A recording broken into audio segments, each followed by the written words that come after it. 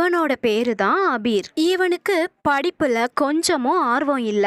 எப்பவுமே விளையாடிட்டே தான் இருப்பான். அபீர் ரொம்ப நேரமா வீட்டுக்கு வராததால அவனோட அம்மா அவனை தேடி வந்தாங்க. அபீர், எவ்வளோ நேரம்ப்பா இங்கேயே உக்காந்துருப்ப? பாரு, எல்லா பசங்களுமே அவங்க வீட்டுக்கு போயிட்டாங்க. நீயும் வாப்பா, நம்ம வீட்டுக்கு போலாம். அம்மா, எல்லா பசங்களுமே படிக்கிறதுக்காக போயிருக்கானுங்க. படிச்சுட்டு வந்ததும் நான் அவனுங்க கூட விளையாடிட்டு வர்றேன். நீங்க போங்க. எல்லாருமே படிக்க போயிட்டாங்கல்ல, அப்போ நீயும் வந்து படிக்கலாம்லப்பா. படிப்பு வாழ்க்கைக்கு ரொம்ப முக்கியம். அபீர், படிச்சாதான் நீ வாழ்க்கையில சந்தோஷமா இருக்கலாம். போதுமா, நிறுத்துங்க. எப்ப பாரு நீங்க இதையே தான் சொல்லிக்கிட்டு இருக்கீங்க. நான் படிக்காமலேயே ரொம்ப சந்தோஷமா தான் இருக்கேன். நீங்க என்ன படிக்க சொல்லி கஷ்டப்படுத்தாதீங்க. சரி சரி விடு, கோவப்படாத. படிப்போட அருமைய நீ என்னைக்காவது ஒரு நாள் புரிஞ்சுக்குவ. அந்த நம்பிக்கை எனக்கு இருக்கு. அப்பா வர்ற நேரம் ஆயிடுச்சு, வீட்டுக்கு போலாம் வா. அதுக்கப்புறம் அபீர் அவங்க அம்மா கூட வீட்டுக்கு போனான். இதை எல்லாத்தையுமே அங்க இருந்த ஒரு குட்டி தேவதை ஒண்ணு கவனிச்சுட்டு இருந்துச்சு. அபீரோட அம்மாவை நினைச்சு வருத்தமும் பட்டுச்சு. பாவம், அந்த பையனோட அம்மா ரொம்ப வருத்தப்பட்டுட்டு போறாங்க. இந்த பையனுக்கு கண்டிப்பா படிப்போட அருமைய பத்தி புரிய வச்சாகணும். அதனால அந்த தேவதை அவங்க பின்னாடியே போச்சு. வீட்டுக்கு போயும் அபீர் படிக்காம சும்மா உக்காந்து வேடிக்கை பார்த்துக்கிட்டு இருந்தான். அப்போ குட்டி தேவதை அபீர் முன்னாடி வந்துச்சு. தேவதைய அபீர் ஆச்சரியப்பட்டு பார்த்தான். ஆமா, யாரு நீ? இவ்ளோ சின்னதா இருக்க. உனக்கு என்ன வேணும்? உன்கிட்ட இருந்து எனக்கு எதுவும் வேணாம். நான் ஒரு குட்டி தேவதை. நான் இங்க வந்ததே உனக்கு உதவி பண்றதுக்காக தான். என்ன சொன்ன? எனக்கு உதவி பண்றதுக்காக தான் நீ இங்க வந்திருக்கியா? உன்னால எனக்கு எந்த உதவியும் பண்ண முடியாது. போய் இங்க இருந்து. நீ சொன்னது சரிதான். என்னால உனக்கு உதவ முடியாது. ஆனா என்னோட மந்திர சக்தியால நிச்சயமா உனக்கு என்னால உதவ முடியும். அட, உன்கிட்ட மந்திர சக்தியெல்லாம் இருக்கா? அப்பனா ஏதாவது பண்ணிக்காமி, அப்போதான் நான் நம்புவேன். சரி, அப்போ உனக்கு பிடிச்ச விஷயத்த உன் மனசுல நினைச்சுக்கோ. நான் அத இப்போ உன் கையில வர வைக்கிறேன். ஹை, குட்டி தேவதை, நான் இதை தான் என் மனசுல நினைச்சேன். கரெக்டா அதையே கொடுத்துட்ட. இந்த பேட்டை வாங்கி தர சொல்லி அம்மா கிட்டயும் அப்பா கிட்டயும் நான் நிறைய தடவை கேட்டுட்டேன். ஆனா அவங்க வாங்கியே கொடுக்கல. உண்மையிலேயே நீயே மந்திரம் தெரிஞ்ச தேவதை தான். நான் ஒத்துக்கிறேன். சரி, அடுத்து நான் உனக்கு என்ன உதவி பண்ணணும்னு சொல்லு, அதையும் பண்றேன். அடுத்து என்ன பண்ணணும்னு என் ரூமுக்கு வா, சொல்றேன். அதுக்கப்புறமா அபீர் அந்த குட்டி தேவதைய அவனோட ரூமுக்கு கூட்டிட்டு போனான். நான் என்ன பண்ணணும் அபீர், சொல்லு. இதோ இங்க இருக்கிறது தான் என்னோட நோட் புக்ஸு. குட்டி தேவதை, நாளைக்கு எனக்கு நிறைய ஹோம்ஒர்க் கொடுத்துருக்காங்க. நீ தான் உன் மந்திர சக்தி எல்லாம் பயன்படுத்தி இந்த ஹோம்ஒர்க்கை முடிச்சு கொடுக்கணும்.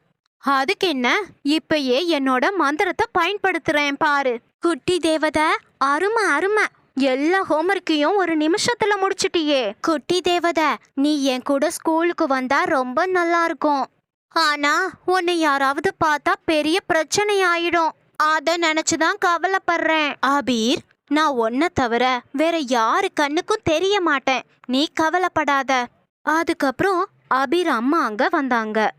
பரவாயில்லையே அபீர், பொறுப்பா ஹோம்ஒர்க் எல்லாம் செஞ்சு முடிச்சிட்ட போல. நீ படிக்கிறத பார்த்தா எனக்கு ரொம்ப சந்தோஷமா இருக்குப்பா.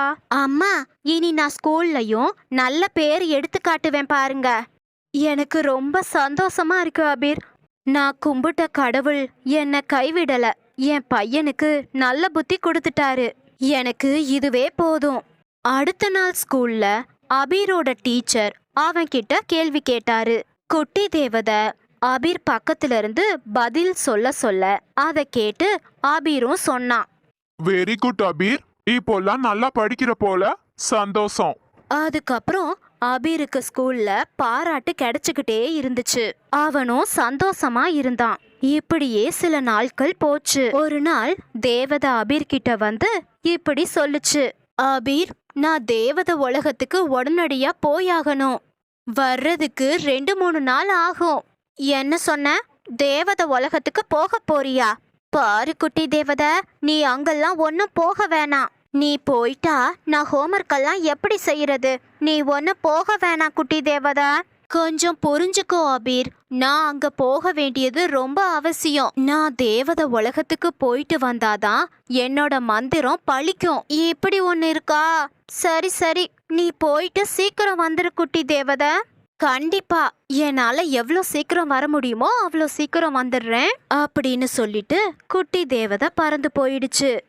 அடுத்த நாள் ஸ்கூல்ல டீச்சர் கேட்ட எந்த கேள்விக்கும் அபீர் பதில் சொல்லல. அதனால அபீர் மறுபடியும் திட்டு வாங்க ஆரம்பிச்சான். அவனுக்கு இருந்த நல்ல பேர் எல்லாம் போயிடுச்சு. இதெல்லாம் நினைச்சு சோகமா நடந்து வந்துகிட்டு இருந்தான் அபீர். அப்போ வழியில ஒரு பாட்டிமா சமோசா வித்துக்கிட்டு இருந்தாங்க. பாட்டிமா, ஒரு சமோசா எவ்வளவு? 5 ரூபாடா கண்ணா. அப்படின்னா எனக்கு 5 சமோசா கொடுங்க. பாட்டிமா, 5 சமோசா 50 ரூபாய் தானே? அட முட்டா பயலே, 50 ரூபா இல்ல 25 ரூபா தான். என்ன கணக்கு போடுற?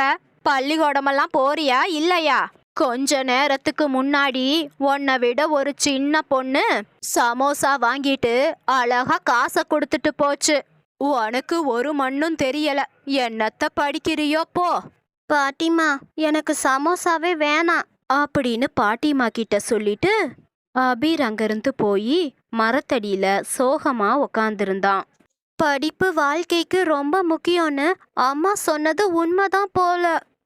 படிச்சாதான் நம்ம இந்த உலகத்துல சந்தோஷமா வாழ முடியும். அப்போ குட்டி தேவதை அங்க வந்துச்சு. அபீர், ஏன் சோகமா இருக்க? நான் தான் வந்துட்டேன்ல, இனி கவலைய விடு. உன்னோட ஹோம்ஒர்க்க முடிக்கலாம் வா.